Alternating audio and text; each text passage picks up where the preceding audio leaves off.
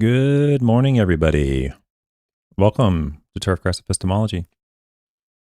I'm TravisShaddox. It is February 6, 2024. I'm almost 48. A couple days. My birthday's coming up. So I'm getting more balder, if that's a word, more bald. The hair I have is gray. My eyes are getting old. My body hurts. All those things, wonderful things that go along with getting old. Welcome. On this channel, we explore how we know what we know about turfgrass science. And based upon some interactions and some conversations I've had with some of the viewers, many people find it intriguing that some of the information in the literature is different than what they expected. So that's sometimes the case. Sometimes it is what you expected. Wayne, Super TA, Lush, Andrew, Valerio, Rich, Brady, all good morning. Wayne, I got your comment. I got a comment from you, Wayne, yesterday about the manner in which I read some stuff, but it didn't show up for some reason in the comments of the video. But I did read your comments on my email, just so you know, and I will do my best to take it under advisement and get better. What you mentioned is actually something I've noticed as well. So appreciate your critique, and I will try to do better. Appreciate that, Bruce. I noticed for some reason it didn't show up in any of the video comments. I don't know why it does that sometimes, but thank you. Randy, we got Bulgaria, we got Italy, we may have Canada on here somewhere, I'm not sure. New England, oh, happy birthday, Randy. It was your birthday yesterday. We're going over nitrogen for this month, and maybe part of next month. There's a couple of important papers that I want to go over that the author is not available until probably next month. So I might wait and prolong it a little bit. I might throw in some potassium papers in there while that author works out her schedule. What it comes down to is oftentimes the author's better able to explain what they did in their study, and it prevents me from unintentionally messing up their paper. So that's not what I want to do. So we'll be going over response of turfgrass to various nitrogen sources today. This paper is a little bit easier than yesterday's paper. Yesterday's paper, I was afraid I'd mess it up, and I kind of did in the middle of it. So there's just a lot to it. These older papers in the 70s and 80s of slow-release nitrogen sources. Slow-release nitrogen sources have been around for thousands of years, but primarily natural organics.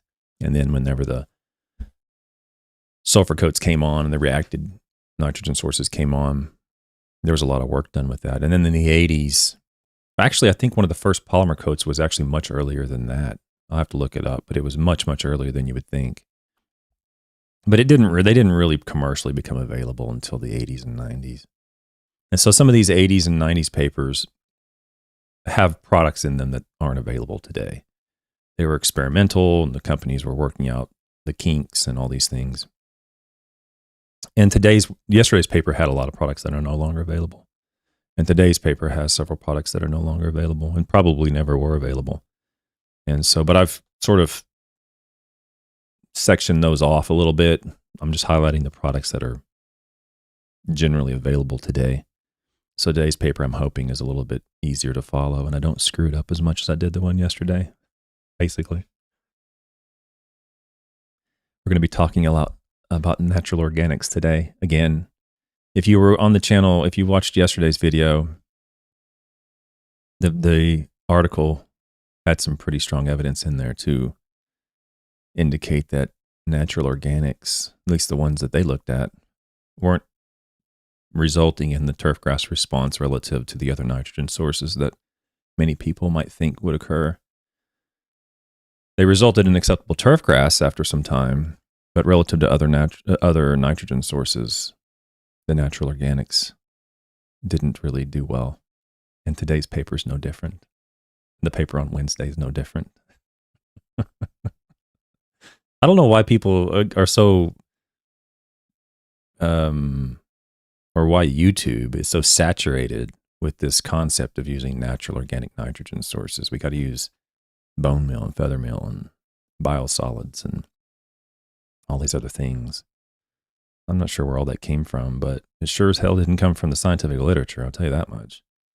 I mean, clearly they work, but how well do they work relative to other options is the more important question. And when we look fairly at how those natural organics compared to other nitrogen options available to us, in many cases, we find that they don't perform, meaning they don't result in a turfgrass response as frequently or as however you want to measure it, as other nitrogen sources. So the longevity generally isn't as long as other nitrogen sources. The upfront response, turfgrass response, is nowhere near as quick as other nitrogen sources. The cost of these natural organics is skyrocket high. I mean, they're way higher than any other nitrogen sources, not even close. Like, 4 to 6 times as expensive as other nitrogen sources. And we'll talk about that on Wednesday night. And I did get a couple comments from one of the viewers wanting me to discuss the deleterious effects of natural organics, meaning some of the natural organics contain, or used to contain, compounds that were concerning, like heavy metals and so forth. And that's fine if you want to go down those roads and explore those, whether or not there's heavy metals in natural organics and biosolids or however. I mean, I'm not saying there is. I'm not saying there's not. I'm just saying that I'm a turfgrass soil scientist. I don't study heavy metals in natural organic fertilizer production. So I'm not a specialist in that. But what I am a specialist in is soils and turfgrass response. And so I take the angle of, let's look at what happens when you apply these products to the turfgrass. And there's not really a whole lot to support it. I mean, you're going to see a response. You're probably going to see acceptable turf. But when, like I said, we're not overly concerned about that per se. We're trying to see what is the most efficient method of producing a product, acceptable lawn, acceptable football field or fairway. And we have to compare that to other sources. And natural organics rarely compete.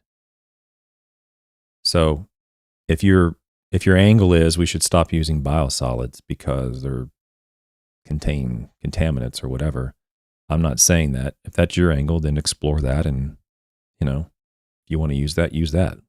I don't know if it's true or not true. But what I do know is that agronomically, the turfgrass is as good or better using other nitrogen sources in many cases. And in many cases, it's less expensive to use a different source. So any biosolid manufacturers wants to do a commercial on my channel, I'm sure that just eliminated that.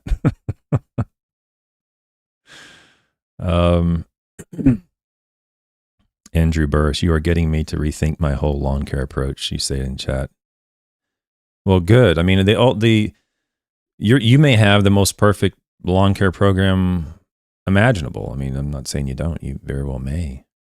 But that shouldn't stop us from critically thinking about it. With each step, with each management practice, with each product, with each service you provide, so forth. Just ask yourself, do I have a good reason for it? Critically think your way through. And if your good reason is, well, I'm applying lime because we've always done it, it's not a good reason.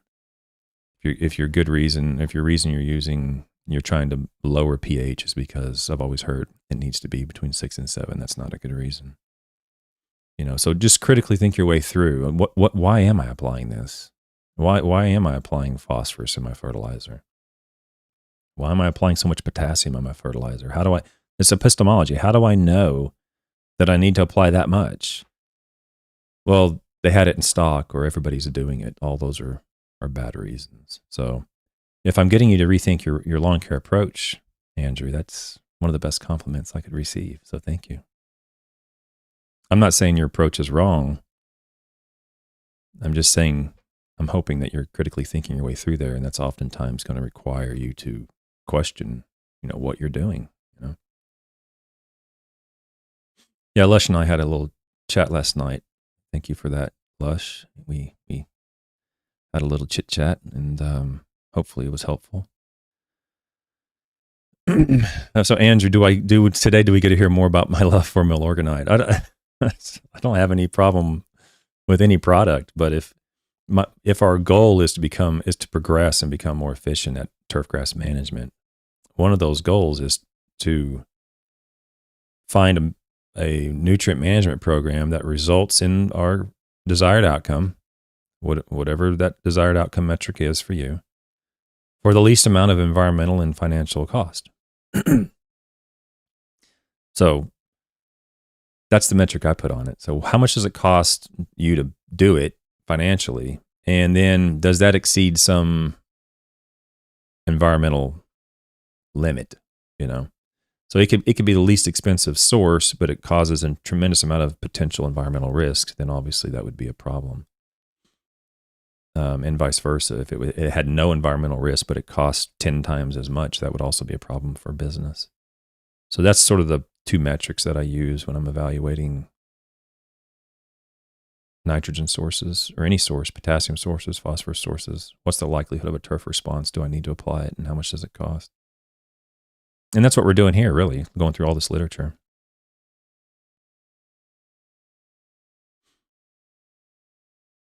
It makes you feel good to use a green source product, Lush. I'm not sure what you mean by that, like a natural product. That's probably the case, if that's what you're saying, that's probably the case with the majority of consumers, is that they'll say, well, I'd prefer to use a natural organic because I'm concerned about the environment. And my response would be, if you're concerned about the environment, stop applying phosphorus so much, because natural organics usually have a lot of phosphorus in them. You shouldn't be applying any phosphorus unless there's a known deficiency. One, financially, because you don't need to. You're wasting your money. But two, environmentally, you increase the potential for environmental risk. So I get that a lot, like natural organics. They're natural. That's a known fallacy. It's appeal to nature. An appeal to nature is you prefer to use this specific product because it's natural or because it comes from nature. And that alone is not a valid position to hold. It's a flawed position, because there's many things that come from nature that are a problem if not used correctly. So, for example, natural organics like biosolids, I guess, would be an example where you have phosphorus in it, but it could be any natural organic that contains phosphorus. If you apply it based upon the rate of N and you think you're doing something good for the environment, I can assure you the evidence doesn't support that. And I'll be happy to go into that in great depth. But if you're applying it based upon the rate of phosphorus on locations that is phosphorus deficient, then the evidence would support that. Right. So it's not necessarily anything wrong with the product. It's just the manner in which it's used and marketed oftentimes is unwise, I should say. Okay, back to the article. The title is Responsive Turfgrass to Various Nitrogen Sources by Landschoot and Waddington in 1987. This was published in Soil Science Society of America journal. And for those of you who might not necessarily be familiar with that, this journal is at the top of the list when it comes to soils. I think I have one article in that journal somewhere. And so this is one of the journals for the Tri-Societies of Agronomy, Crops, and Soils. You can go to soils.org, crops.org, or agronomy.org, and you can search all their journals for free. All the articles that are available through that Tri-Society are available to search for free. Many of them are available to download for free. These older articles are very likely not available for free. They started doing open access journal fees if you wanted to do that, or not too long ago. So the older articles are probably not available for free, but you can go and read the abstract. You can search for them. And that's the way you get this. You can always go to the library and very likely access these things these articles for free as well. But Peter's still at Penn State, does a lot of good work there. And this paper's one of his early papers. I actually didn't even know Peter had a paper back in the 80s. And this work was done in 82, 83, 84. So he has the appearance of being a much younger man than he actually is. Apparently, he's very senior, and he doesn't look that. He looks very young. Anyway, we're going to be talking about a lot of different nitrogen sources, and in this paper, I'm going to highlight only a few that are probably pertinent to what we would encounter today. Okay, and good morning, Polo. This is what we'd counter today. You can look at the other components or products if you want to. It's not a problem. It's just that they're not available, and it's kind of pointless to talk about them if you can't go buy them. And so I'll kind of skip past those. For those of you who may be new, I read the introduction, kind of set the stage, and I'll go through the scientific article and try to interpret it as best I can for the layman to understand. Sometimes as scientists, we lose sight of the average person. It's going to be difficult to read some of this scientific jargon. Hang on, let me fix one thing real quick here. Let's see. Let me do this. There we go. And 1 second, guys. I've been adjusting some of my setup here, and sometimes I'm questioning whether I should do that or not. Okay. I think we're all running. Okay. So, response of turfgrass to various nitrogen sources. Soil Science Society of America, 1987 by Landschoot and Waddington. Nitrogen fertilization is one of the most important management practices in turf culture. Since there are a variety of management situations in turf culture, nitrogen sources with different properties and release characteristics can be an asset to turf managers to avoid misuse and possible detrimental effects on turf. To avoid misuse and possible detrimental effects on turf, new nitrogen sources should be tested under field conditions before being recommended for general use. Now, I completely agree with that. I would say oftentimes today that's avoided. So, for example, there may be new products like protein hydrolysate that shows up on a derived from tag. And there may be some incidental research done. There's probably a lot of research done at the company level. But whether or not it's done by an independent resource like a university is secondary. I mean, I don't know how much of that is done before the product actually gets released.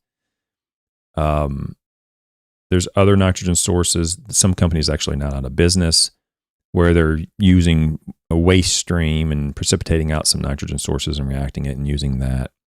And all those may be useful, but it seems like today we don't do near as much initial research before those products come to market. So I agree with Peter on this statement, and they need to be investigated because we need to know how they release. We need to know what factors affect the release so that we can provide proper best management practice recommendations, the rates. So for example, a perfect example of this is polymer-coated urea. I'll leave the brand names out of it, but there's one polymer-coated urea that's very well known. And when it was released, it was given to the company, and the company didn't really know how to apply it correctly. So they started incorporating small amounts of it in with soluble nitrogen, thinking that, 20% or 30%, you can get some slow release. When in reality, that particular source should not have been applied that way. It needed to have a large component of the blend of the nitrogen from the slow release polymer coat because the manner in which it releases requires that. You need to have a big chunk of it in there in order to have sort of a blanket of slow release as opposed to like a sulfur coat that kind of releases differently. And that company, even to this day in the state that it was released in, is still struggling trying to recondition the customers to don't just put in 20% or 10% or 15% because it's not really going to provide you much value. You need to put in a pretty decent amount, a percentage. And that company in that particular state, not so much outside of that state, but in that particular state, is still struggling trying to get their customers to apply the product in more in line with the manner in which it should be applied. And the reason was it wasn't really investigated and to a great extent before it was released. So this paragraph, I agree with Peter. We need to do the research before the release so we have some confidence in our recommendations. Okay, The objective of this study was to determine the turf response to several nitrogen sources using the criteria of turf color, yield, and nitrogen uptake. This study was conducted from July 1982 until September 1984. So we have the growing seasons of 1982, 83, and 84 at the Turfgrass Research Center at Penn State in University Park. The turfgrass used was 1-year-old Marion, Kentucky bluegrass. So that's the setting. We're in Kentucky. We're in Pennsylvania using Marion, Kentucky bluegrass and over a 3-year period. It's like 2.5-year period, really, because it's a cool season grass. Okay, the products they used, they broadly identify them as urea formaldehyde reaction products. And then they have separately from that, they have IBDU and oxamide. I'm not going to talk about oxamide or IBDU because oxamide's not really available and IBDU is not really available much anymore. Then they have sulfur coats and they have natural organics, milorganite, and then a sludge compost that they had. I don't know if they made it or what, and then they have combination products. These are the broad uses of the categories they investigated. Within the urea formaldehyde reaction products, they had some products that aren't available, like this Fluff and Fluff Plus and Tough and Fan, all these acronyms. I'm not really going to talk about a whole lot about that, but I am going to talk about a little bit about ureaform powder, which is known as powder blue. That's still known today, this nitroform powder blue. That's still around, or you can still find it. And then the methylene urea. So the formalin was provided by Hawkeye Chemical Company, and methylene urea was an O.M. Scott and Sons Sons. So they have methylene urea, and then they have a ureaform powder. So I will talk a little bit about those, but I'm not going to talk about the other Fluff Plus and all the other stuff because they make a point in saying, it even says right here, were experimental formulations that were not available for application. So there's no point in talking about it. And I'll skip IBDU mostly in the oxamide. I won't talk about that a whole lot.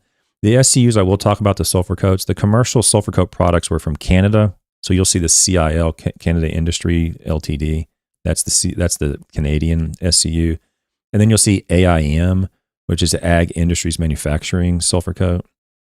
And then there's some experimentals from the Old Tennessee Valley Authority that are denoted as TVA. And then they have like TVA 25C for coarse and TVA 15F for fine and all these other things. So they have the number stands for the particle size, I believe, and the C stands for, again, the particle size, coarse or fine. So like 15 is, when it says TVA SU 15F, stands for fine. And the particles, wait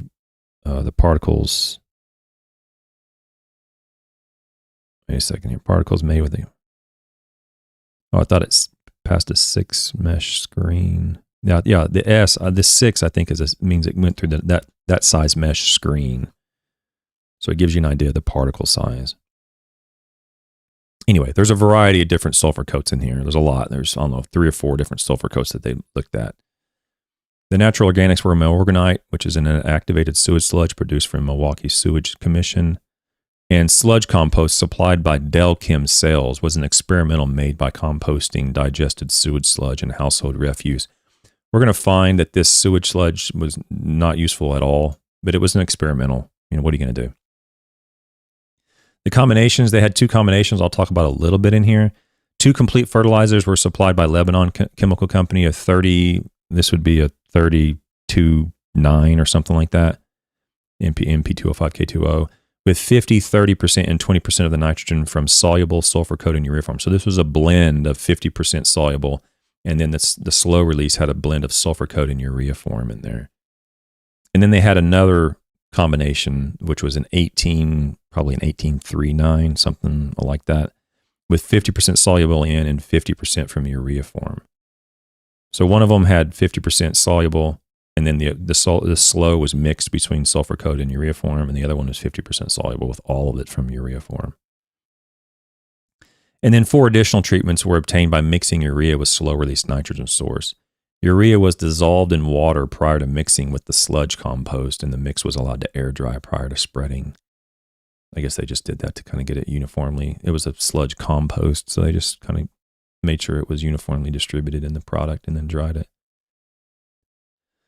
Nitrogen sources were applied on 5 occasions, 2 times each growing season except in 1984, at 2 pounds of nitrogen per 1,000. So application dates were July.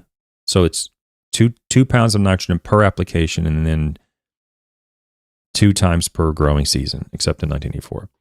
And the application dates were the 1st of July or the 1st of September 1982, the middle of June or the middle of September 1983, or the 1st of June 1984. So roughly they're splitting at the beginning of the summer and the middle of the summer towards the latter end. Actually September, so it'd be the beginning of fall. So the beginning of summer and the beginning of fall. That's the way they did the applications, the dates. And then they applied triple superphosphate and KCl as a blanket application to supply phosphorus and potassium. Oftentimes we'll do that in research, just even if the soil is probably adequate in phosphorus and potassium, we'll just apply it just to make sure there's not ever going to be deficient. It says up here the pH of the soil was 5.5, and there was so that'd be about 70 pounds per acre of Bray 1 extractable phosphorus.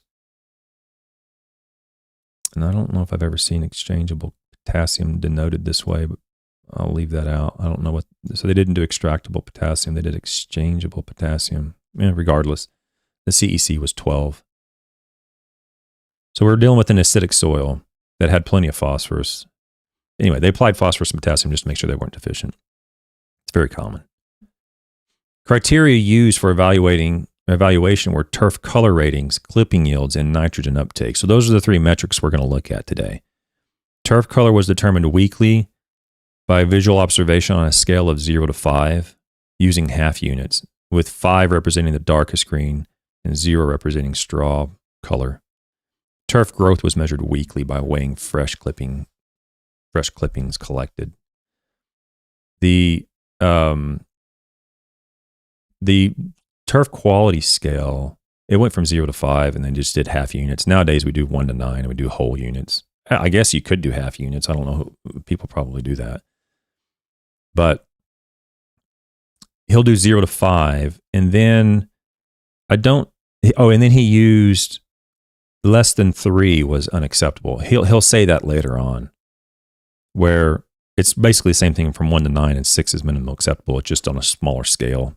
Actually technically on the same size scale if you're doing half units and you're doing 1 to 9 on whole units, regardless. That's how they did color. And they did clipping yield.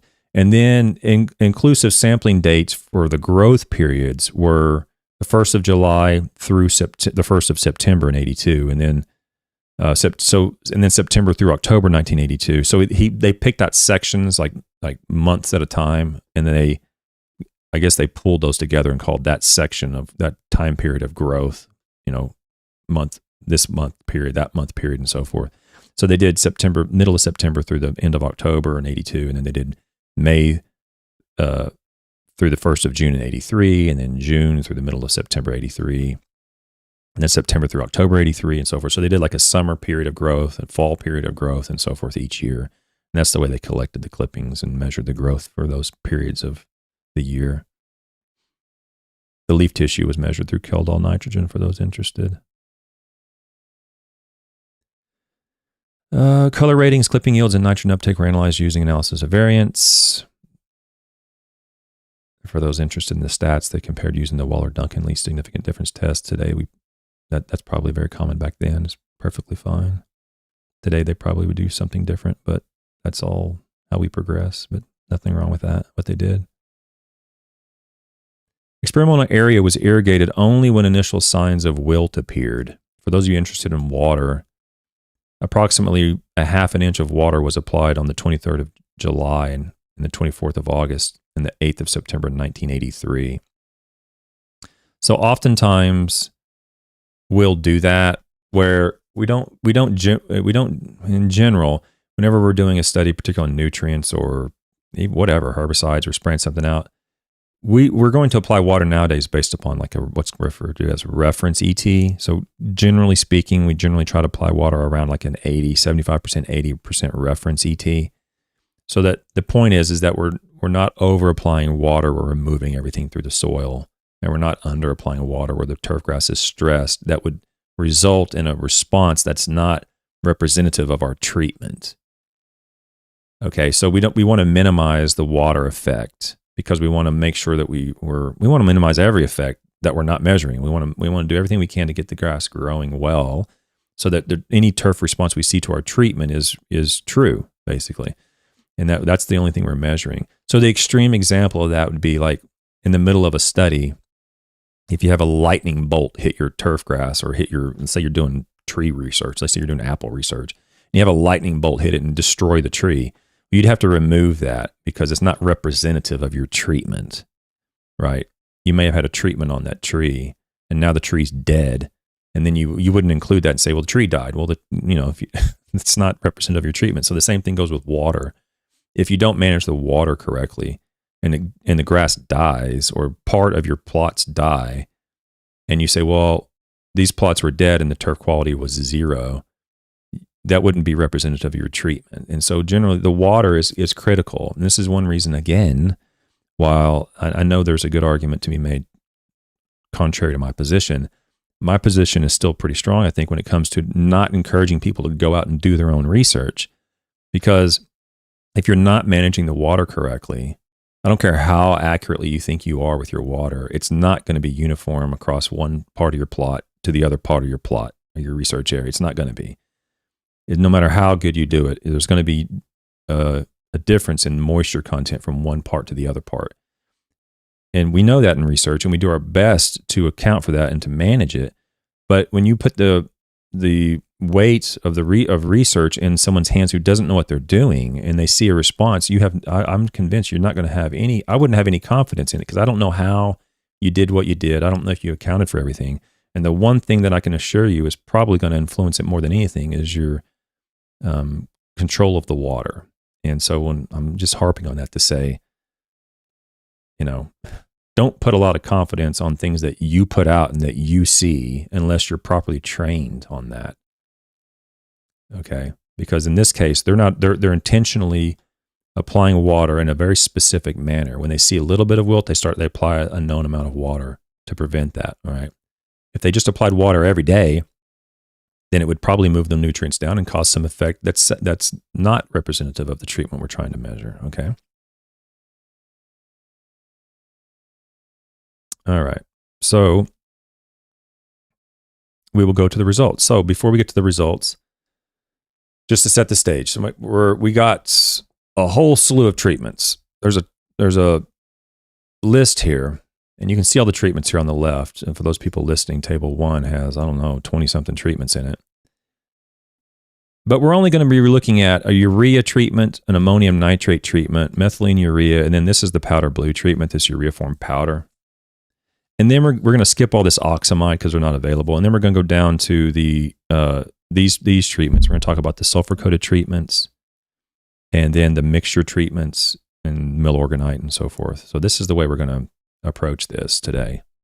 And if you want to see all the results from the other things, feel free to download the article and look at that. But to me, it's kind of pointless because they're not available to buy. So we're in Pennsylvania. We're looking at a variety of nitrogen sources on Kentucky bluegrass in 1982, 1983, and 1984. We're looking at turf quality, we're looking at growth rate, and we're looking at nitrogen uptake. So for those people who might be used to seeing YouTube videos about if you're applying ammonium sulfate or you're applying urea, you're going to have to apply it every 2 or 3 weeks or 4 to 5 weeks or 4 to 6 weeks compared to if you apply natural organic or milorganite or sulfur coat, you only have to apply it every 12 weeks or pick some date, 16 weeks or whatever. They're going to measure that in here, as am I on Wednesday night. And I don't know what your response will be, but what the results are in this paper are pretty consistent. It was the same thing from last night, pretty consistent in the literature. This concept, I'll show a video on Wednesday night where a gentleman's saying, well, if you're going to use this particular slow release, you're going to have to apply it every 4 to 6 weeks, which might be true. It's a soluble nitrogen source. It's probably maybe true. But the point is, then he says, well, you need to apply, if you did that with this 4 to 6 week, if you did it with a slow release, milorganite in that case, what he's talking about, you don't have to do it every 4 to 6 weeks. You can do it, whatever length of time he said. And I'm sorry, but the evidence just doesn't support that. And the evidence in this paper won't support it either. And we're going to talk about that. So we're looking at turfgrass quality, growth rate, and nitrogen uptake. And there's also this concept sometimes, and sometimes you will actually see this in the literature, but there's this other concept where You're going to use slow release nitrogen because it's more efficient. The nitrogen use efficiency is going to be greater using these slow release nitrogen sources. And sometimes you'll see that, but sometimes you won't. And this paper is one of them. Then there was more nitrogen uptake from the soluble in this particular paper. We're going to find that today. Okay. So there are good reasons to use these slow release materials, but in this paper, we're going to find that the good reason isn't because the quality is going to be greater. The good reason isn't because the nitrogen uptake is going to be greater. Okay. So, to me, this is all common. I don't know how it's received by you all, but there's just not a whole lot of meat on that bone when it comes to you must use slow release materials because of X, Y, and Z, whatever the case is. Okay. So the results and discussion. Color and growth response. Both color and yield data were expressions of the nitrogen availability from the various nitrogen sources. Conclusions based on one criterion were supported by the other. So what he's saying is there was a relationship pretty strong between color and yield, and it's an expression of the nitrogen availability, and they were very strongly related. One didn't happen without the other. Color didn't go up without quality or without growth rate going up. Color is an important component of turfgrass quality.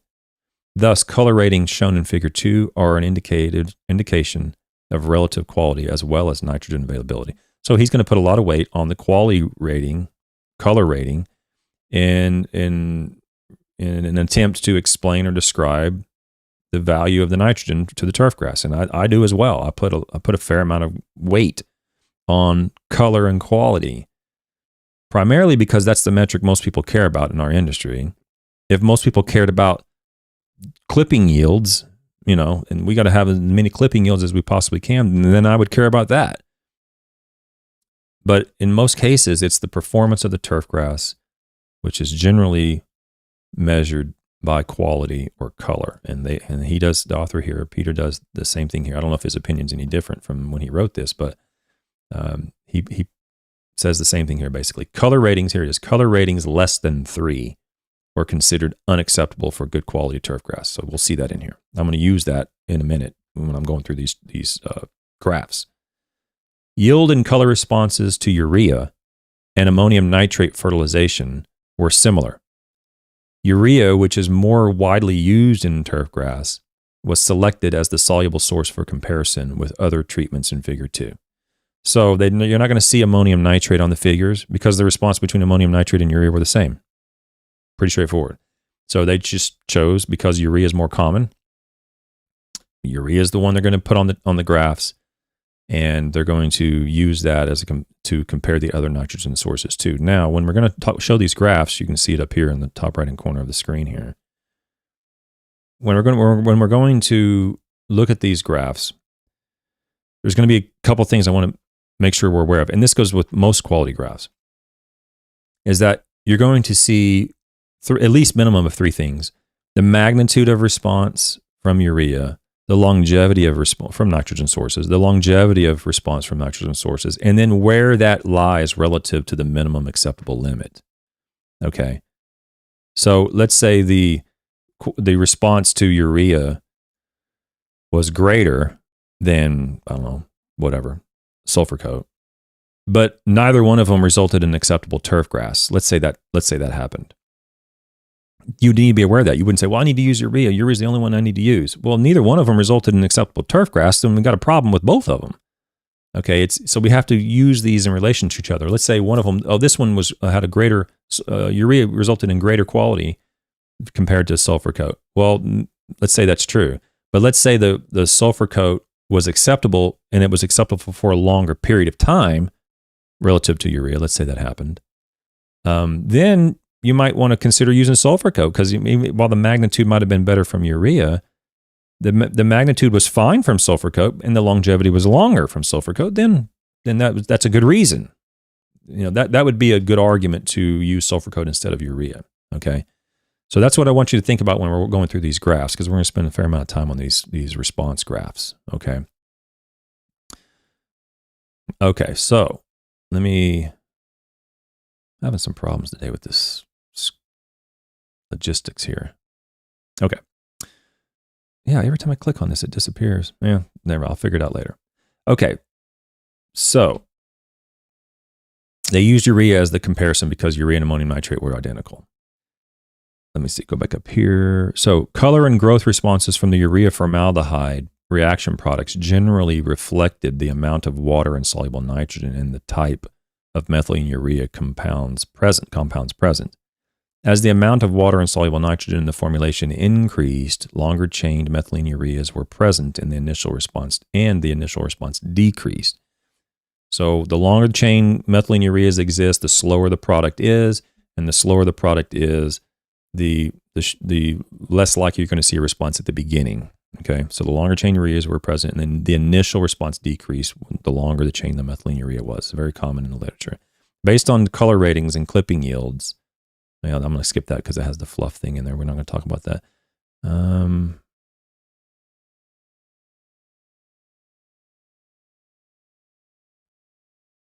Okay, I'm going to skip through that. I'm going to go back to the tables and graphs, and I'm going to basically discuss all this stuff in the tables and graphs. I think it's probably better done, easier to understand. Yeah, because this talks about oxamide stuff. I don't know why I highlighted that. Yeah, I'm going to skip through all that stuff. So let me just go to the figures. Okay, so the figures. So we're going to talk about figure 2. This is a comparison of color ratings of Marion, Kentucky bluegrass fertilized with various nitrogen sources. I'm going to start at the top left-hand corner here. I'm going to zoom in here as best I can, guys and gals. And we're going to talk about these graphs. Now, in each one of these graphs, the x-axis is the time frame. So we're looking at July, August, September, and October of 82, and then May, June, July, August, September, October of 83, and then May, June, July, August, September of 84. So we're looking at months, okay? And the y-axis is the color rating between 1 and 5. And remember, 3 is going to be the minimum acceptable limit. Okay, so if you want to know what the difference is between urea and powder blue, this powder blue is extremely fine powder. It's actually a dried product, extremely fine. And it's a suspension. You put it in a liquid water and it stays suspended in the water and it'll go through your screens. It's not a soluble product per se. It's still a dried methylene urea, or I guess urea form, and you can spray it out. Okay, so it's a dried powder that can be sprayed out. And in this particular graph, we're looking at the effect. So we're going to see the effect from urea is the dashed line.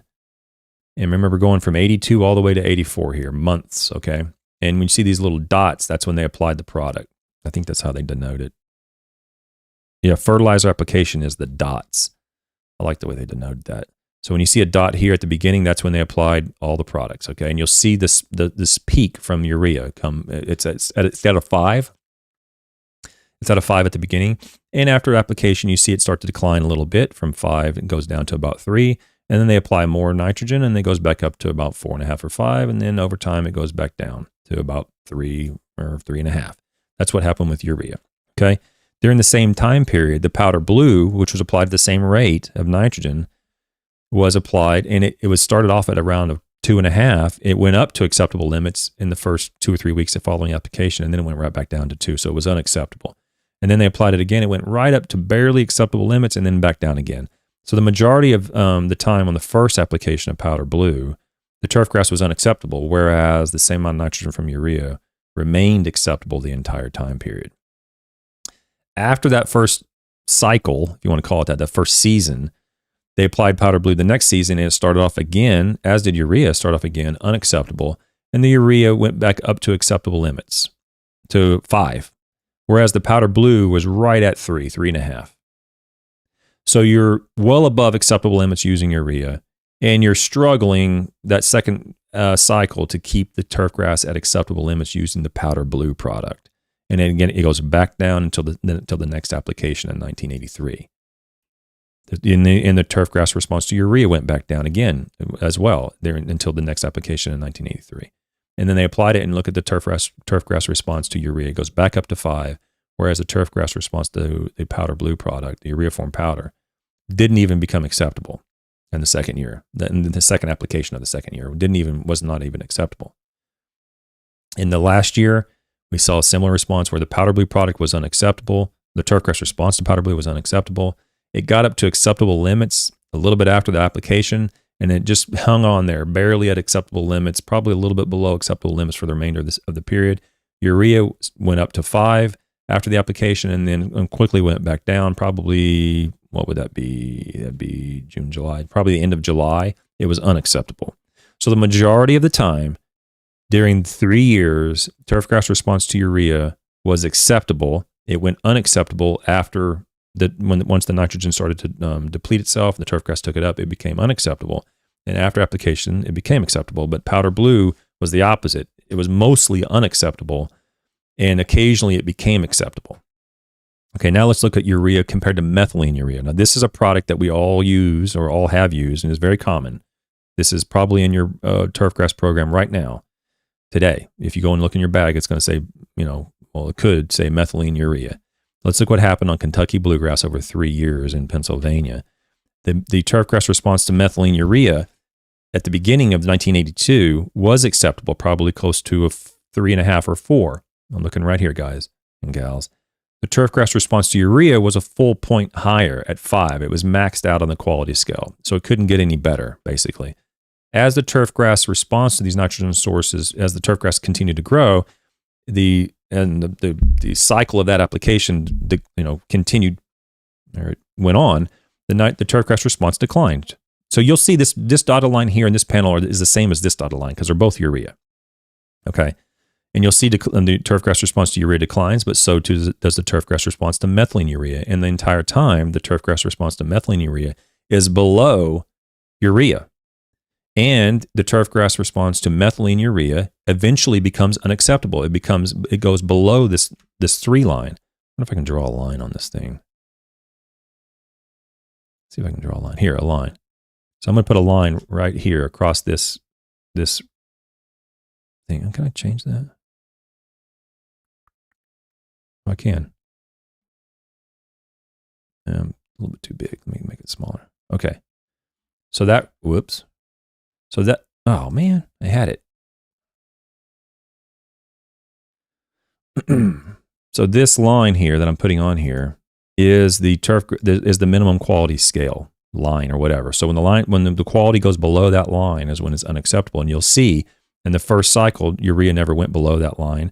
Methylene urea did go below that line in the first year. Sorry. And you'll see that pretty much across the board, where whenever the turfgrass responds, it always responds at a higher magnitude and stays acceptable for longer periods using urea than using methylene urea. Okay? You're going to see the same thing on Wednesday, 30 years later, on Bermuda grass. This is on Kentucky bluegrass. Turfgrass response to urea after it's been out there for 2 or 3 months, the turfgrass quality will go down. As you see here, the turfgrass quality does decline below that limit, below this line in this zone here for sure. So too does the turf from the other nitrogen sources. So this concept, this idea that you can apply urea and you're going to have to reapply it in 4 to 6 weeks might hold true in some cases, but it might also hold true from the slow release sources as well. This is again what I'm saying, when you shouldn't be going out unless you're aware and understand how to do these trials. You shouldn't just be going out and throwing out anything you want, however you want, because if you're not comparing it to the right sources and the right rates and you're not controlling the water, you're going to put out methylene urea, just like this shows right here. Well, the turfgrass was acceptable in these limits, in these areas here that was acceptable. Yeah, I'm not saying it wouldn't be. What I'm saying is, how would it be relative to a reference material that's less expensive than that? And in this case, you see very clearly that urea has a greater magnitude and greater longevity. The turfgrass response has a greater magnitude and a greater longevity than the same amount of nitrogen from methylene urea in year 1, in year 2, and in year 3. Okay, only at the very end of year 3 was there a little bit of separation where methylene urea, the turfgrass response to methylene urea here at the very, very tail end was a little bit higher than the turfgrass response to urea. In pretty much every other case, the turfgrass was always superior using urea than methylene urea. I'm going to skip this panel here, because it contains products we don't no longer use. This is urea compared to this experimental fluff. I'm not going to talk about that either, because again, we don't use it. Here's the oxamide, and again, I'm not going to talk about that because it has oxamide. We don't use that anymore. All right, well, maybe it was never available. Now let's look at the that has oxamide too. Let's look at the sulfur coats. Somewhere in here, the sulfur coat. I thought they had comparison to sulfur coats. Oh, so this would be half urea, half sulfur coat. Where is that thing? I thought they just had urea compared to sulfur coat, but I don't see it. The urea, son of a gun. Well, it's the same peaks. We just don't have it overlaid on this chart, unfortunately. Yeah. Huh.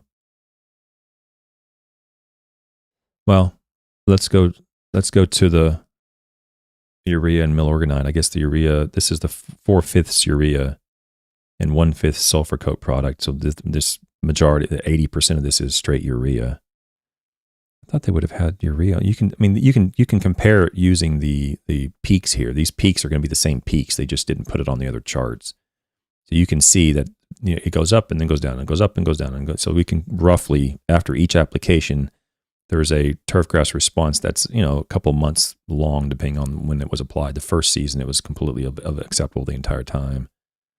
And then you see the peaks on the next 2 years from urea. You see the peaks go up and then the valleys go down from following urea.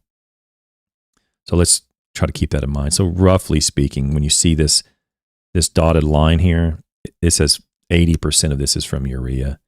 It roughly follows these peaks, give or take, because it's mostly urea, soluble urea. Anyway, so when it comes to the milorganite, you'll see that here, milorganite on this solid line here, guys. I'm going to move this up and zoom in if I can. Make sure Milwaukee sees this. They're going to love it. So the milorganite, with the turfgrass response to milorganite in the first season only became acceptable after a month, and it was only acceptable for maybe a month at the most, and then it went back down. So it was mostly below 3 during the first season, whereas when urea was applied with 80% urea and 20% sulfur coat, the turfgrass was mostly acceptable. It went up and went back down below acceptable limits for a brief period, and then it went right back up and stayed above acceptable limits the remainder of the first year in 1982. In the second season, 1983, the application occurred here, right here, and you'll see that the turfgrass response to the 80% urea and 20% sulfur coat went up above acceptable limits and stayed up above acceptable limits for quite a while until August of 1983. So it was applied in June and it stayed acceptable until August of 1983, whereas the turfgrass response to milorganite was slightly below acceptable limits pretty much the entire time, and then it took a dive down in August and September of 1983, and it kind of went back up after that next application. But for the most part, the entire year of 1983, the turfgrass response to milorganite was not acceptable, whereas the majority of the time in 1983, the turfgrass response to a fertilizer containing 80% urea was acceptable.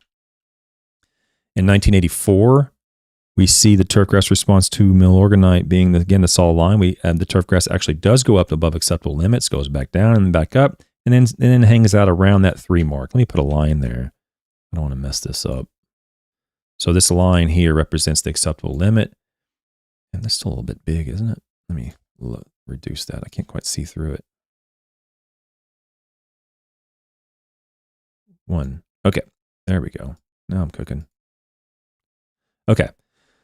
So in the second year, in the third year, you'll see milorganite does come up above this acceptable limit a couple times and is below the acceptable limit, a fair amount of time. Whereas the fertilizer containing urea goes well above the line after that, following this application. The application occurred right here. You see the spike in quality and go up, the color go up.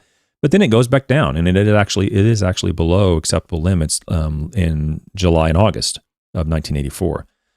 So if you just look across that line and look at the solid line, the majority of the solid line, which is the milorganite line, is almost always below acceptable limits. There's a couple of peaks where it goes above the acceptable limit from 1982 all the way through 1984. There's One, two, three, four tiny little peaks that barely go above the line. Whereas the response to urea, there are the peaks that go above the line are substantial, and they go all the way to the top to 5. And they do go below the line after, once the application sort of peters out. But the quality of the response is substantially higher than that line for a long period, certainly longer than Milorganite, and far longer than the sludge compost. The sludge compost is this dotted line, and it never was acceptable. You see this line down here at the bottom. It was 1s and 2s pretty much from 1982 all the way to 1984 from the sludge compost. Okay. So, it is what it is. It just doesn't seem to be a whole lot of evidence to support the use of Milorganite in 1982, 83, and 84 on Kentucky bluegrass compared to urea. All right. Not only was it not comparable to urea, in many cases, the Milorganite didn't even result in acceptable turfgrass for 3 consecutive years on Kentucky bluegrass in Pennsylvania. I would say that's fairly rare to not have acceptable turfgrass at all from Milorganite. In many cases, you will. I mean, remember, they're applying this at 2 pounds each application, so 4 pounds in a year. So they're putting out the right rate. But in this case, they didn't see it. In most cases that I've worked with, you will see acceptable turfgrass from natural organics. It's just not going to be quite to the magnitude, and it's going to cost a lot more to do that. However, they just didn't see that in this study. In this study, they didn't find much benefit to applying these natural organics. It's hard to do any comparison with the blended fertilizers here on this graph because urea is not on the graph. You can kind of use this dotted line down here to kind of get an idea what would happen with urea. I know this was a 80% urea. The actual response to urea was up here on these graphs, a little higher on the left here. These were the actual responses to urea, and I can't really stick that on this graph down here. I mean, you could. The author just didn't do it, and so it's kind of hard to just do a quick comparison of. Let me see, what am I doing here? It's a quick comparison of the blended fertilizers. But I will say that it appears that the blended fertilizers that contain some soluble and some slow do have much more turf quality above the acceptable limit than some of the other pure slow release sources. Meaning that this is the sulfur coat. I'm sorry, that's the sulfur coat there. I meant to do this graph here. So sulfur coat, there's just a straight sulfur coat does have some peaks above the acceptable limit, and they do seem to be spread out a little bit more than straight urea, but it's certainly nowhere. They don't achieve the same magnitude of response as urea did, and whether or not that's of value or interest to you, that's something up to you. But it seems like the urea peaks, which you can kind of see down here, are higher and they're steeper. In other words, they do decline quicker. The straight 100% sulfur coat does seem to be a little bit more spread out, but you still see a fair amount of the turfgrass response being unacceptable from straight sulfur coat. I'd say it's probably split half and half. Half the time it was acceptable, half the time it wasn't, which is, probably about the same as urea. It's just the urea, the peaks and valleys are steeper with straight urea. It seems like that's just my take on it. When you have the blended, the 32 9s and the 18, whatever it was, 18 2 9s or whatever these were, I would say that the response to these is a little bit more similar to urea. When I'm looking at this graph here, and I'm looking at the peaks from the graph below, and you see these peaks from the 80% urea roughly following these peaks up here. And you see this peak here roughly following this peak. It's just the peaks from the blended fertilizers don't seem to be near as high.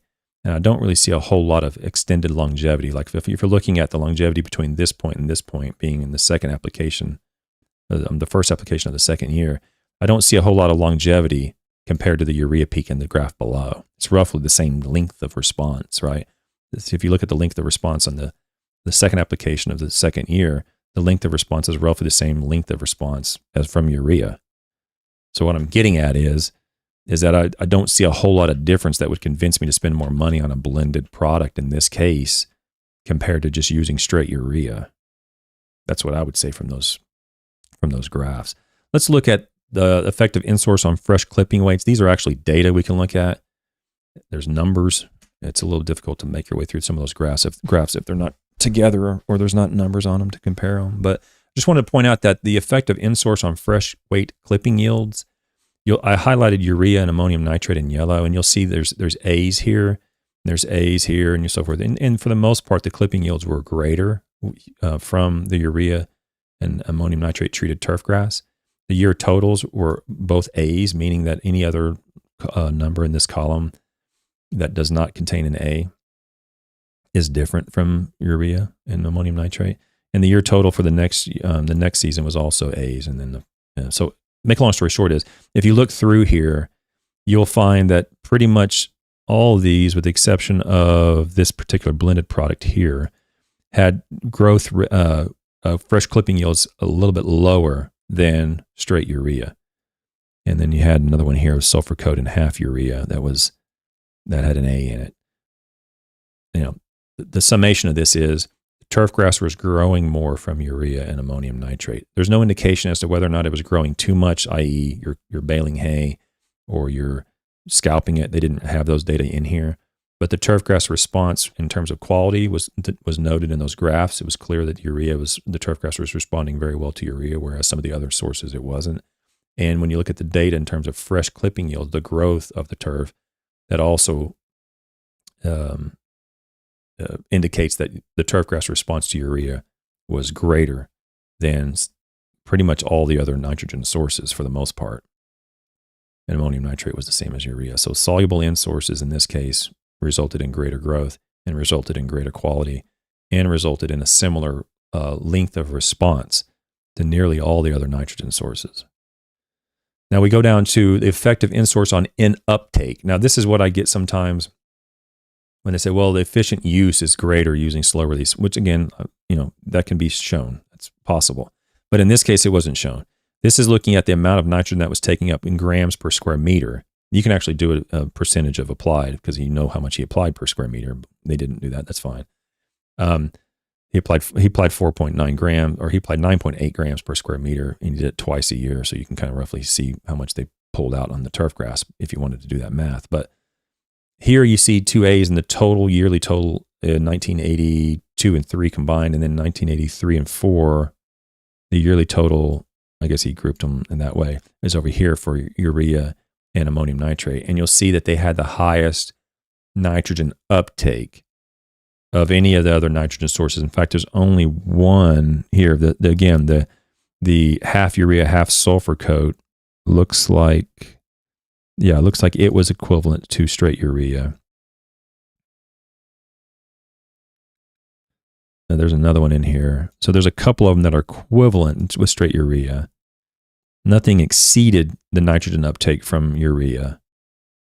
So yeah, nothing exceeded the nitrogen uptake to urea. There's 1 or 2 treatments in here that are comprised, at least partially, by urea. In one case, it's half of it was urea. In the other case, actually in both cases, half of it was urea. And then the other half had some slow release component to it. There's another one. That one wasn't available, so I'm not going to talk about that one. The methylene urea, as I've mentioned, is not anywhere near the uptake from urea. Did I show methylene urea on those graphs? Oh yeah, I did. Okay, yeah, I did. So the growth rate was greater using urea. The nitrogen uptake was greater from urea, meaning the nitrogen use efficiency was greater using urea than pretty much any other nitrogen source. And the only other nitrogen sources that compared to urea contained large components of soluble urea. Okay, let's get to the end here. I have some things highlighted in red that I want to mention. The high nitrogen. Oh, hang on. Oh, okay. So this was the quality. Let's see what this was. Yeah, this is in color and growth. Let me read this red part here. Overall, the natural organic nitrogen sources, the millorganite and the sludge compost, gave low, uniform turf responses throughout the study.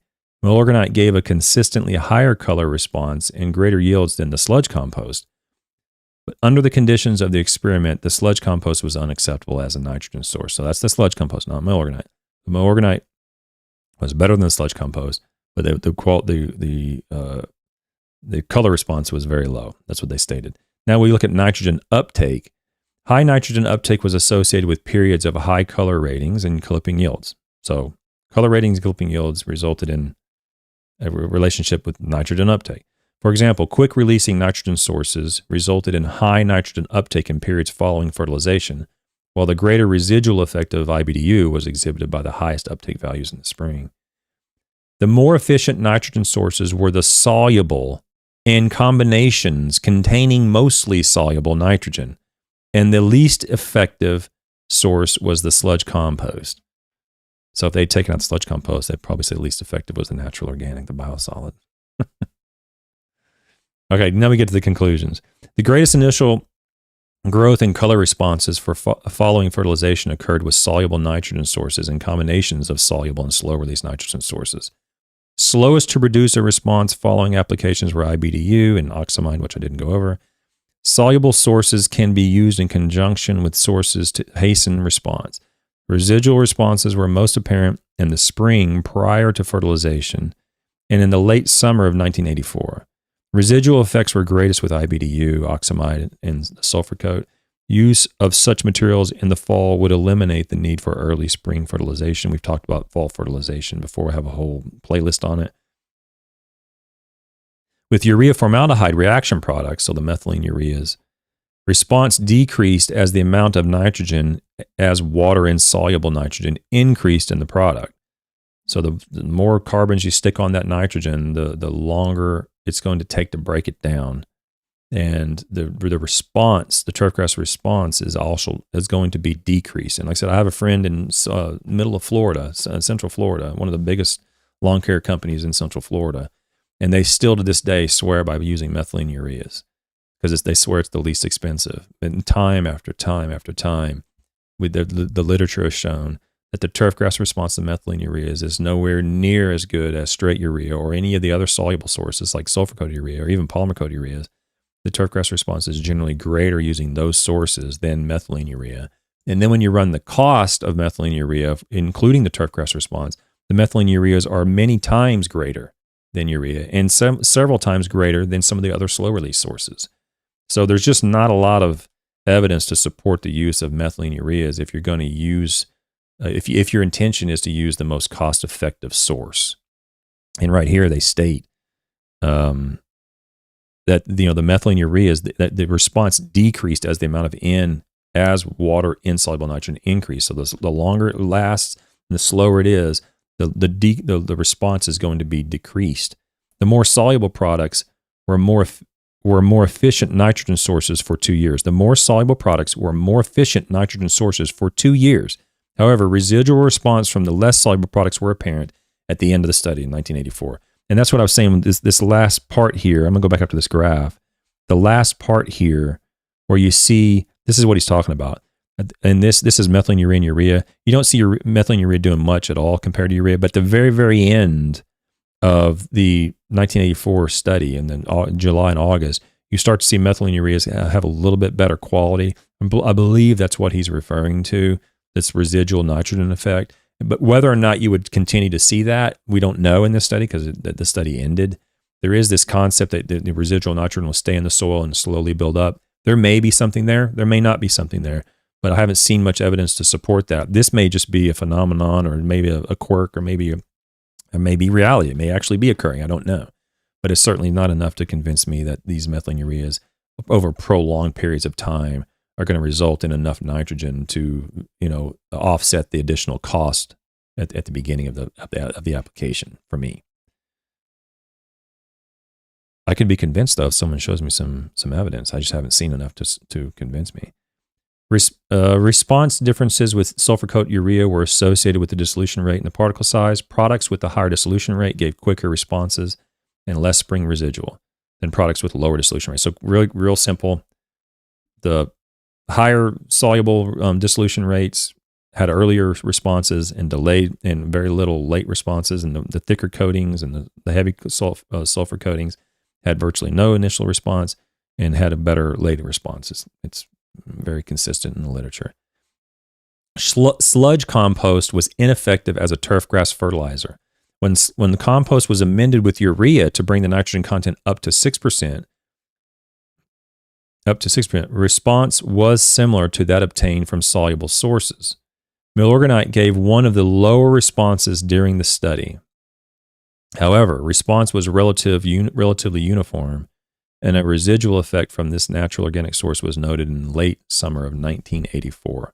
So what he's talking about there is this Milorganite right here. So Milorganite, this gap here, this increase here is what I think what he's talking about is this increase in late 1984, where I think this is what he's referring to in July, August, and September of 1984.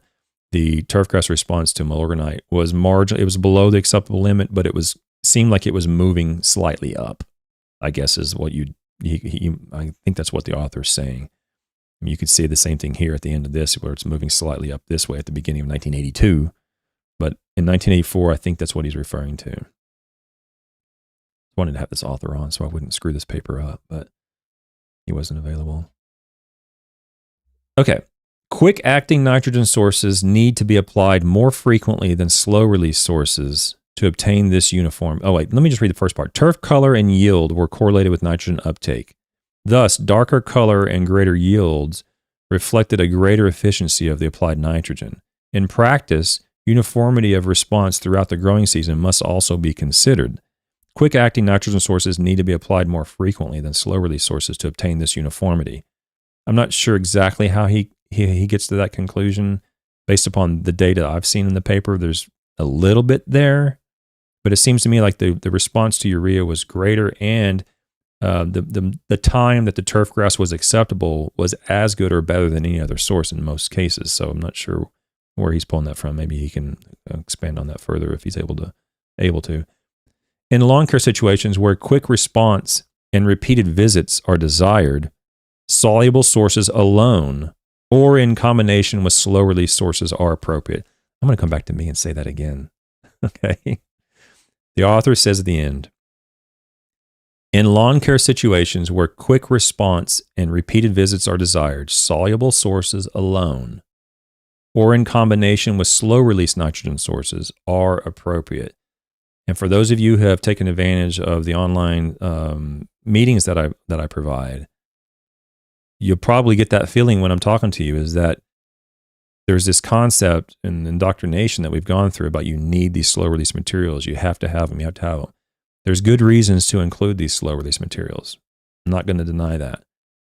But in many cases, straight soluble nitrogen, if applied correctly, you don't want to go out there with 3 pounds of nitrogen. You don't want to go out there with some crazy rates and start, increasing your potential environmental risk. But if you're going to go on their property in 4-week cycles or 8-week cycles, soluble nitrogen is probably going to last that long. The turfgrass response to soluble urea, soluble ammonium sulfate, calcium nitrate, potassium nitrate, any of these soluble nitrogen sources, the turfgrass response is probably going to be perfectly fine until you show up again. And particularly if you're at 4-week cycles. If you're at 8-week cycles, you're probably fine. If you're at 12-week cycles and you're showing up every 12 weeks, we can start to go down those roads. There might be a little bit there to kind of help bridge that a little bit further, and depending on where you are and what kind of grass you're growing. But in most cases, the soluble nitrogen is going to be the option to stay with until you have a good reason to move away from it. And like I said, these authors say right here very clearly, in lawn care situations, soluble sources alone or in combination with slow releases are what you're going to want to go with. That's pretty clear, guys. And it ain't going to change on Wednesday. I'm just saying. On Wednesday, I'm going to put dollars and cents to this.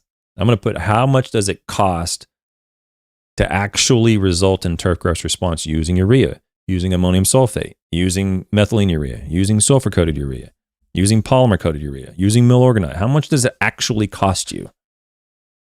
Because a lot of these old papers have turf responses and all this great stuff in them, but not even the old papers, even the new papers, very few papers have the actual cost in turfgrass. At least we don't say this is what it's going to cost per acre or per 1,000 square feet for if you use urea. This is what it's going to cost per acre using sulfur coated urea or whatever. We don't usually have those data. but we will on Wednesday night. Okay. Let me go into the chat here, see if there's anything you all want me to discuss or answer before I go. Garden Earth Guy, good morning. I see you popped in there. Yeah, Milorganite. IBDU used to be the one to go to. You know, at 3100, it ends up being more expensive than pretty much everything else, but we can't. You can still get it.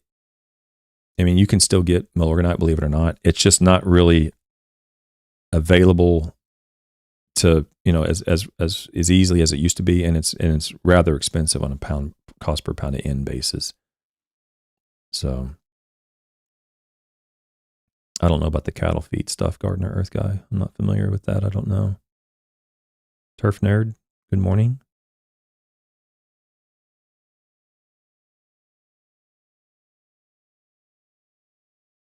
So Turf Nerd says, a lot say slow release in heat, but is that possible? Is it possible it kicks in at a point where it might not be ideal as you can't control that? I think there's some typos or something in there, but I think what I'm reading from that question, Turf Nerd, is use a slow release in heat, but at some point is it going to get too hot and start releasing everything, and that might not be the most suitable source or whatever the case is for you. I suppose it's possible. On Wednesday night, we're going to be doing it applications year round in Florida, where it's 85, 90 degrees the entire summer and raining like heck. Okay, so we're going to see what happens with these slow release nitrogen sources when it's hot and when it's wet in Florida. And I'll just say that it's possible that if somehow it gets hot and you have too much down, I suppose it's possible you could have a flush of growth, if that's what you're hinting at there, Turf Nerd. But it's going to depend on the nitrogen source, the rate, turfgrass, the location where you're at. But I would say I wouldn't worry about it a whole lot. We just haven't seen that happen a whole lot. If you're going to have that flush of growth, the question would be, would it occur as a result of the nitrogen source, the slow release nitrogen source, compared to the soluble nitrogen source, right? The benefits of these slow release nitrogen sources, and at least in my opinion, are few and far between. But let me just, and I'm going to get into them eventually.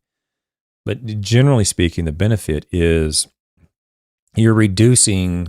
They provide a buffer, basically. You're reducing some potential risk in a variety of areas. So the risk of environmental contamination is lower using slow release. But I would say the risk of environmental contamination is pretty low using soluble, as long as you know what you're doing. I used this analogy the other night where if I'm going to go hunting with somebody, I grew up shooting firearms my entire life, okay? I mean, shotguns and 280s, not 270s, 280s. I mean, it's a different type of weapon. 50 cals, whatever, BB guns, 22s, whatever you want to do. I've shot my whole life. And when I go out with someone who's never, let's say I go out with my son, who's never held a weapon in his life. Do I want to hand him a 280 rifle, or do I want to hand him a BB gun when he first starts to learn? They both do the same thing. They both fire a projectile. But the risk involved with the BB gun is the chances of causing harm with a BB gun is quite low compared to a 280. You make a mistake with a 280, you could kill somebody. Make a mistake with a BB gun, it's very unlikely. And I use that analogy to say, if you know what you're doing with nitrogen sources, you can hold the firearm, you can hold that weapon, you can hold ammonium nitrates and the ureas, no problem. You can put them out, no problem. Okay? But I don't know if I would necessarily put a 50-pound bag and an 80-pound spreader, push it of urea with someone who I just hired and they have no clue how to spread fertilizer.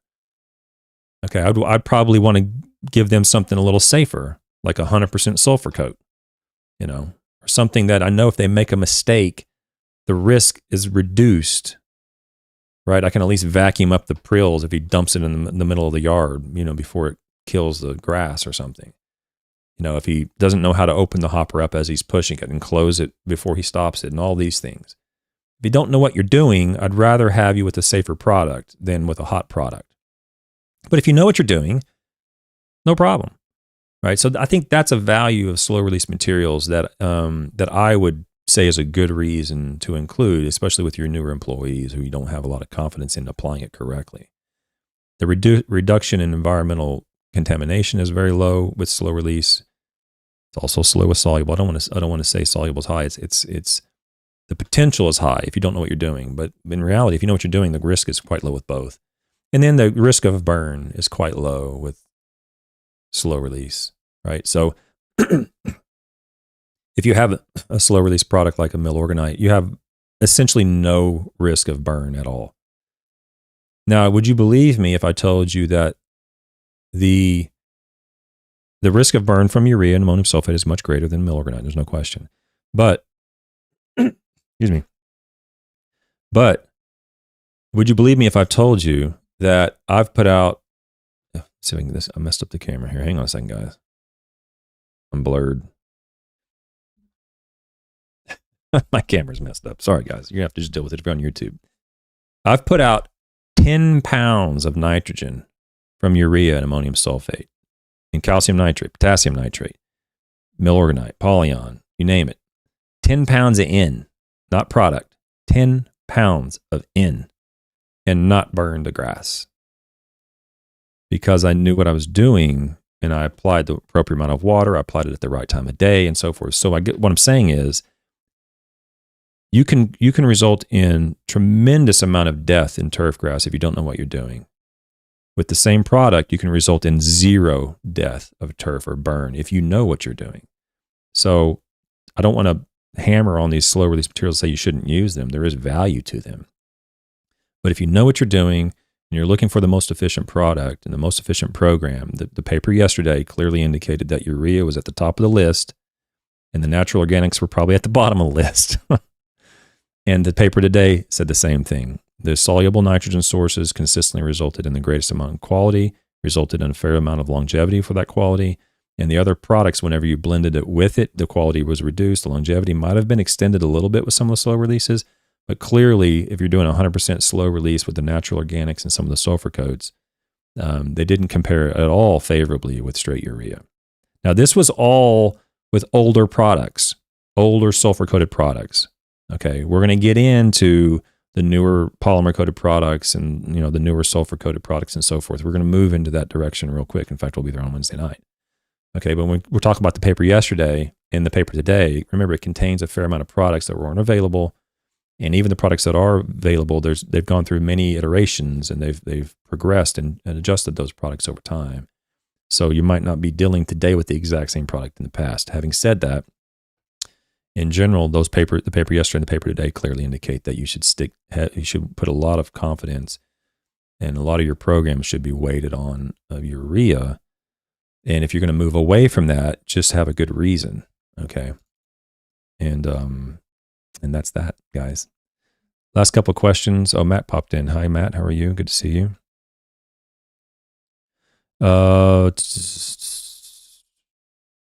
Somehow I'm not seeing the same thing in this. Let me go back up here. Hang on.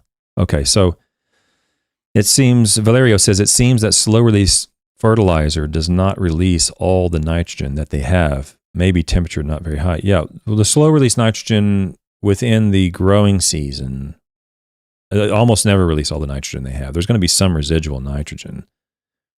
The polymer coats are going to have some nitrogen in there that stay in there. It's going to be a very small amount, but there's going to be some in there that lasts many months. When he's talking about residual nitrogen from the natural organics or from the methylene ureas, he's talking about the actual component that hasn't broken down thoroughly, broken down completely yet.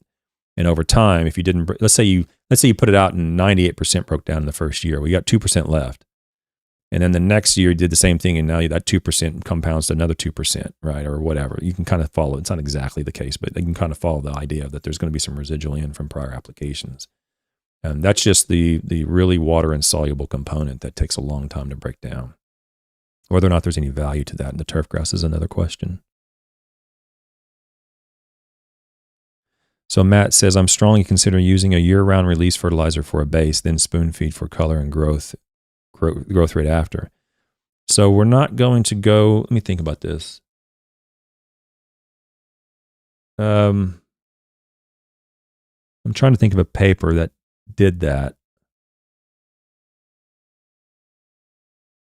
I can't think of a paper off the top of my head that's put out, let's say, 4 pounds of N with 100% polymer coat or something along those lines.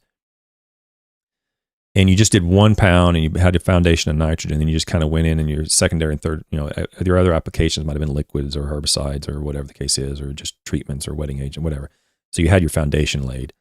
I can't think of a paper that investigated that specifically. Anecdotally, I'll say I've done some work on that. Anecdotally, I'm saying anecdotally because I have never published it. Anecdotally, in my opinion, that's really the only scenario I can think of where the cost of these polymer coats might actually be worth it. In other words, if you're gonna have, let's say this is the longevity of your tree. So let's say I'm holding my hands up for those listening. Let's say the longevity of your application is, or your season is this long. The shorter, the closer, and let's say you had a nitrogen source that lasted that long. Well, what we're doing is we're cutting it, and we're only doing it this long. We're only doing it by half or a quarter. In other words, we're doing multiple applications. Well, when you reduce it down, every time you reduce a little bit of the longevity down from, let's say theoretically you had one application that lasted the entire season, and you reduce that longevity down and down and down, the closer you're getting to urea. That's a reality.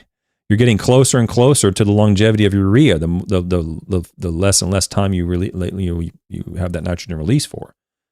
So if you're going to compete with urea on a cost basis, how much does it actually cost to produce this product, being the lawn or the sport field or whatever, you've got to get further away from urea on longevity. You've got to get way out there, because urea is going to last a lot longer than you think, guys. The turfgrass response to urea is going to last a fair amount of time. So if you're going to compete with it, you got to get way out there, way out there. And if you're going to do one application for the entire season, that is a possibility.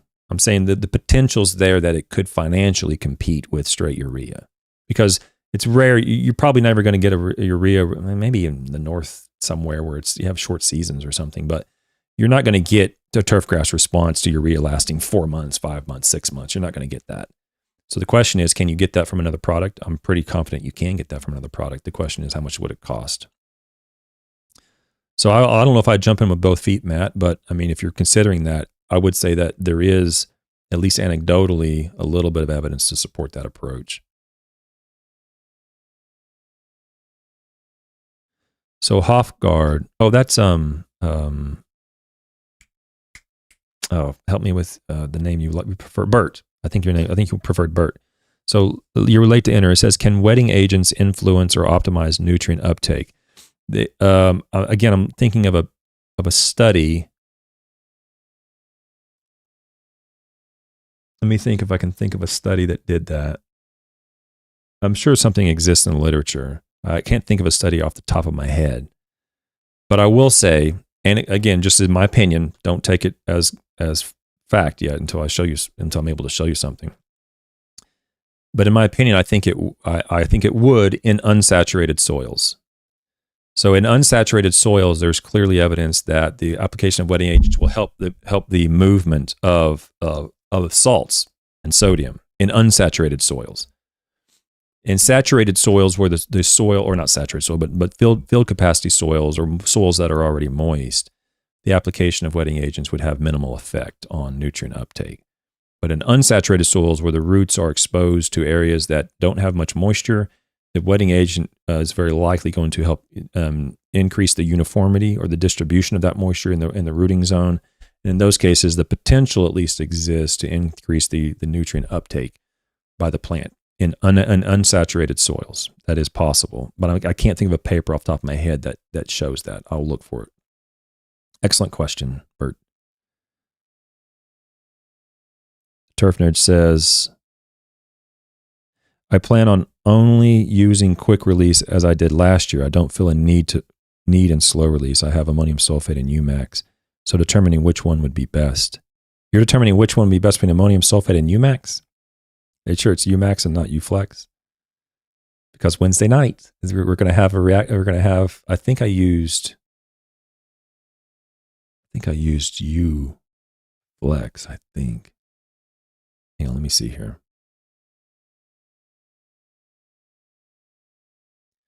The paper on, wait, let me minimize this. I don't want to, hang on a second. Can I get this without showing that? You see what happens if I do this. You're going to see that. What was the one I used?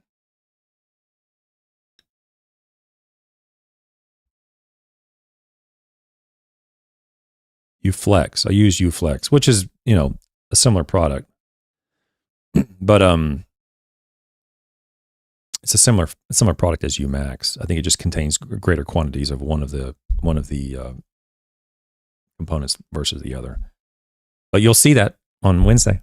If you're vacillating on whether to use ammonium sulfate or UMAX, I will show you very clear evidence on UFlex as to which one would be likely to be the most cost-effective source to consider, and compared to the other nitrogen sources as well.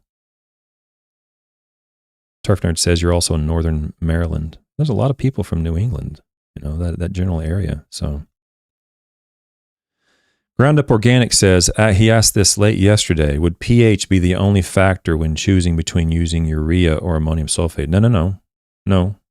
I'm sorry if I missed that yesterday, Ground Up Organic, but no, pH is not the only factor when you're deciding whether you use ammonium sulfate or whether you're using urea. It is a factor, for sure.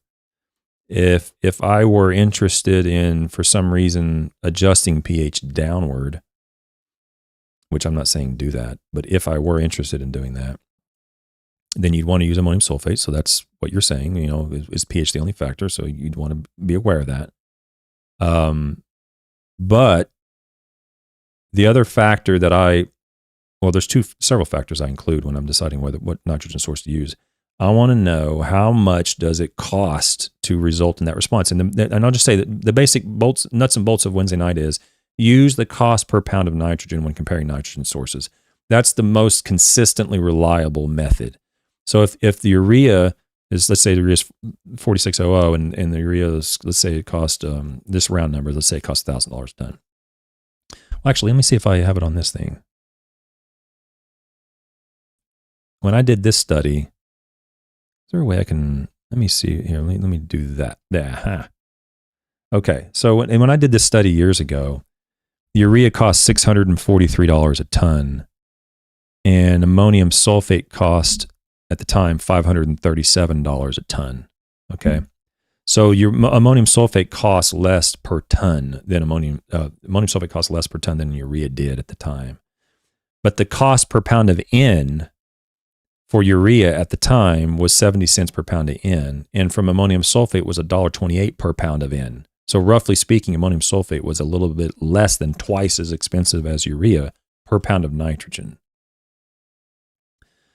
So when I'm considering using urea or ammonium sulfate, that's what I'm looking at. How much does it, if I can get urea on a sale, if I can get ammonium sulfate on sale somewhere and it costs less than the price of urea, then I would use ammonium sulfate, assuming that, the pH of my soil is not 4 or 4.5. I mean, in other words, if the pH is already low, I don't know if I'd be putting ammonium sulfate out there. But I'm looking at the price per pound of N first. Probably second, I'd want to know what pH of the soil is. Like, if my pH is neutral, then use either one. What doesn't make any difference? Whichever one is the least expensive. But third to that, which is I'll get into, and it's going to be probably a year because I'm trying to get this thing published, and there's a paper I want to get published before I talk about this too much. But the third important factor is the sulfate levels in your soil. So if in many cases, and you'll know this from applying urea, if you've applied urea and you don't see a really good response, there's a pretty good chance you have a sulfate deficiency. And you'll know that from a Mehlich 3 soil test, but you have to ask for sulfur because they're not going to just give it to you automatically. The lab's not going to tell you that automatically. So if you ask for sulfur in a sulfur test and your sulfur numbers are single digits, 9 or less, 10 or less, something like that, if they're single digits, then I might want to consider using ammonium sulfate rather than urea. If they're double digits, then you're probably safe. So those are 3 criteria that I use: the cost per pound of N of urea and ammonium sulfate, the pH of the soil between which one would I want to use, and then what are my sulfate levels, or am I seeing the response I want to see from urea? If I am from urea, then I'll just probably stay with urea. If I'm not from urea, I might want to do some investigation and see what my sulfur levels are, and if they're low, I might switch to ammonium sulfate. Okay, those are sort of the criteria that I use. My thought process when going through those 2 particular nitrogen sources.